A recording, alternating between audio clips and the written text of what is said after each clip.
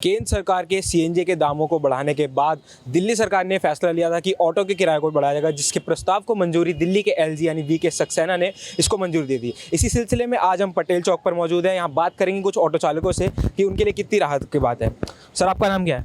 मोहम्मद हैदर। ये जो ऑटो के किराए बढ़े हैं, इसमें आपको कितनी राहत मिली है?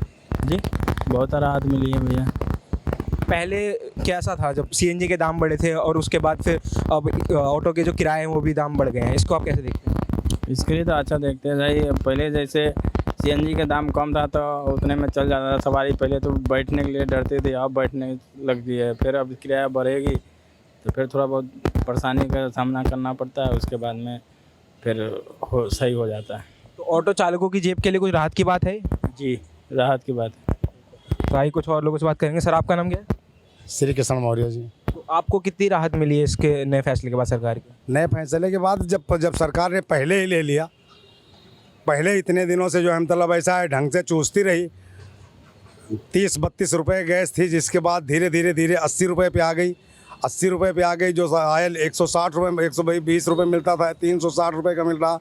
जब इतने दिन 4-6 महीने जब ढंग से चूस लिया, जब हम लोग परेशान कायल हो गए, तो एक मतलब इलेक्शन टाइम आया तो इसलिए हमें अब जो है मतलब किराया बढ़ा रहे हैं। तो हम सरकार को इस चीज़ को क्या कहें? हम कोई किसी भी सरकार को जो है मतलब ये चीज़ नहीं कहते कि उसमें कोई गलत और सही देना। तो हमको तो कटना है, तो मुर्गा है, हमें तो कटना है। सीएनजी के दाम बढ़ने के बाद अब जो किराया है, जो आप सवारी से किराया लेंगे, वो भी बढ़ चुका है। अब किराया सर अब बढ़ रहा है। जब 6 महीने से हम लोग भुगत चुके, 6 महीने में सीधा डबल जो है मतलब ऐसा है कि किराया तिबल कर दिया वो गैस के रेट। तो है अरे उस पहले जो किराया था पर किलोमीटर 9 रुपये था, अब 11 रुपये हो गया। तो इससे कुछ राहत मिलेगी आप लोगों को? कुछ राहत मिलेगी। कुछ राहत क्या, उन्हीं को देने भर का मिलेगा। हम तो पहले के जैसे रह जाएंगे। हम तो वैसे ही रह जाएंगे, वैसे क्या राहत मिलेगी हमें? सीधे जो है 40 रुपये से सीधे गैस 80 हो गई। आपका क्या नाम है सर? मेरा नाम प्रमोद कुमार है। तो आप क्या स्वागत नहीं करते इस फैसले का दिल्ली सरकार की? स्वागत क्या करना है सर? पहली बात कि जिस अनुपात में इन लोगों ने गैस का दाम बढ़ाया है, उस अनुपात में इन लोगों ने किराया नहीं बढ़ाया है। दूसरी बात, किराया बढ़ा देने से भी पेपर में और न्यूज़ में किराया बढ़ा देने से क्या होगा? अभी मेनली ये मीटर में ओरिजिनली किराया बढ़ेगा तब ना। अभी इसको रिवाइज करने में, सब कुछ करने में टाइम लगेगा, तब तक सवारी थोड़ी ही मानेगी। लेकिन केजरीवाल सरकार ये दावा कर रही है कि इस फैसले के बाद जो ऑटो चालक हैं और टैक्सी चालक, उनको बड़ी राहत मिलेगी। राहत का क्या है? नेता लोग तो ऐसे ही बोलते रहते हैं कि राहत मिलेगी, उनको वोट लेना होता है। राहत जिसको मिल रही है कि नहीं मिल रही है, वो तो ऑटो वाले जान रहे हैं कि हमें राहत मिल रही है कि नहीं मिल रही है। ये तो जब इलेक्शन आता है तो इन लोगों का वो होता है चारा, जैसे मछली पकड़ने का चारा होता है। तो थोड़ा सा चारा डाल दिया, कुछ मछली फंसी तो फंसी, नहीं फंसी तो नहीं फंसी। ये चारा डालते हैं हम लोगों के बीच में। तो गुजरात विधानसभा के जो चुनाव है, उसको देखते हुए कुछ लग रहा है आपको ये फैसला उसको देखते हुए लिया गया? गुजरात विधानसभा को देखते हुए फैसले लिए जा रहे हैं, क्योंकि अभी वहाँ चुनाव है, लेकिन नहीं, ये चाह रहे हैं कि ऑटो वालों को वहाँ कुछ वोट मिल जाएगा। दिल्ली में ये ऐसा कर रहे हैं, तो हम लोग के साथ भी कुछ अच्छा फैसला लेंगे गुजरात में भी। लेकिन अब पब्लिक सब कुछ समझ रही है। आप कब तक पब्लिक आने से पहले हाँ, सत्ता में जब आ जाते हैं उसके बाद सबको भूल जाते हैं आप। ऑटो वालों ने ही तो आपको यहाँ तक पहुँचाया प्रचार करके। तो आप बताइए कैसे आप सरकार से गुजारिश करेंगे, किस तरह से ऑटो वाले को राहत मिल सकती है? ऑटो वालों को राहत मिलेगी। हम लोग भूख हड़ताल पर धरना पर बैठेंगे, ऑटो बंद करेंगे, ताकि जनता तक ये मैसेज जाएगा कि ऑटो वाले खुश नहीं हैं इनके फैसले से। इनको गैस का रेट कम करना पड़ेगा और मीटर का रेट रिवाइज करके बढ़ाना पड़ेगा।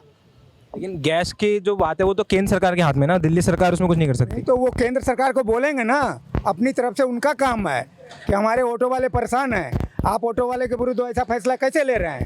ऐसा कुछ करेंगे तब तो ऑटो वाले समझेंगे कि हाँ वो प्रोटेस्ट कर रहे हैं। आपको क्या लगता है इस फैसले के बाद कुछ राहत मिलेगी आप लोगों को? ये तो पता नहीं कि राहत क्या मिलेगी नहीं मिलेगी। ठीक है, हम यही सोच रहे हैं कि ये सीएनजी का जो रेट है ना बहुत काफ़ी बढ़ चुका है।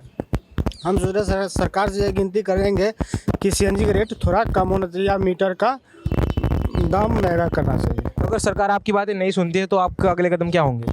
अगले कदम यही हुआ कि अगले दिन से हम धरना प्रदर्शन करेंगे यही सरकार से गुजारिश करेंगे कि मेरा रेट जो है ना मीटर का उससे ज़्यादा होना चाहिए। तो कुछ फ़र्क भी नहीं लगता आपको कि जो नया फैसला है इससे कुछ भी फ़र्क पड़ेगा? मेरे को तो कुछ नहीं फ़र्क बुझा रहा है। तो जैसा कि हमने यहाँ पर मौजूद कुछ ऑटो चालकों से बातचीत करी, इनका यही कहना है कि जो सरकार का नया फैसला है इससे इनकी जेबों पर कुछ अच्छी खासी राहत नहीं मिलेगी। जैसा कि हमने यहाँ पर आपको दिखाया है ऑटो वालों का क्या कहना है। अब यहीं पे हम जो ऑटो में चढ़ने वाली सवारी है उनकी राय जानने की कोशिश करें। सर, आपका नाम? राजीव कुमार चौबे। तो सर, जो ये ऑटो के किराए बढ़ गए हैं इस पर आप क्या कहना चाहेंगे? एक्चुअली इस पे गवर्नमेंट को ध्यान देना चाहिए, क्योंकि अगर किसी भी फ्यूल का रेट बढ़ेगा तो ऑटोमेटिकली जो ये तो रोज़ के काम करने वाले लोग हैं, इनका क्या है, ये जो भराएंगे उसका खर्चा तो निकालेंगे ही, तो वो कहाँ से लेंगे? वो तो सवारियों से लेंगे। तो ये रेट तो बढ़ाएंगे ही बढ़ाएंगे। जैसे आप देखिए, आज से 10 साल पहले जो सीएनजी का रेट 35 रुपये था, आज 70 रुपये हो गया सीएनजी का रेट। तो कहाँ से ये लाएंगे सीएनजी? तो ये सारी चीज़ें जो है गवर्नमेंट को ध्यान देना चाहिए। या तो अगर ये रेट बढ़ा रहे हैं तो ये हर किसी को बियर करना पड़ेगा, चाहे गवर्नमेंट हो चाहे या सवारी हो। तो रेट बढ़ने से आम जनता की जेब पर कितना असर पड़ जाएगा? बिल्कुल, हर चीज़ पे तो रेट बढ़ रहे हैं। जैसे इनका रेट बढ़ा है, बाकी चीज़ों की रेट बढ़े हैं।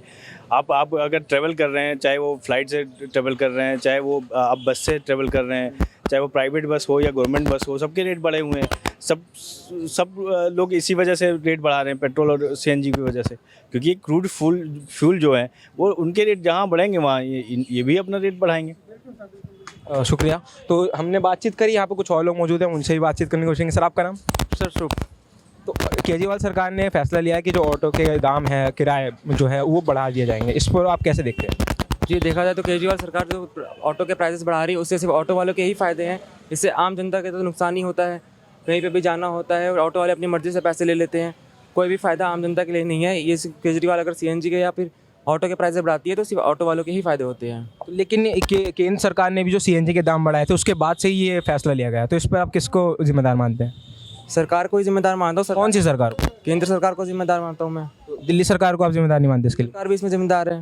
इसमें अगर देखा जाए तो गलती सरकार की ही है, चाहे केंद्र हो चाहे दिल्ली सरकार हो। सरकार का काम है सिर्फ प्राइसेस बढ़ाना और जनता को परेशान करना।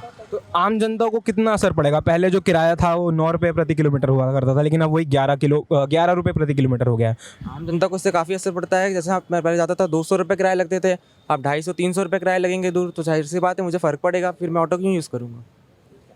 तो जैसा कि हम लगातार लोगों से बातचीत करते आ रहे हैं, यहाँ पे जो सवारी है उनका भी यही कहना है कि ऑटो चालकों के साथ साथ आम जनता की भी जेब पर काफ़ी असर पड़ेगा। अब देखना ये होगा कि इस पर क्या सरकार की प्रतिक्रिया रहती है। फिलहाल दिल्ली से कैमरा पर्सन अभिषेक के साथ खबर टुडे न्यूज़ के लिए विशाल सिंह की रिपोर्ट।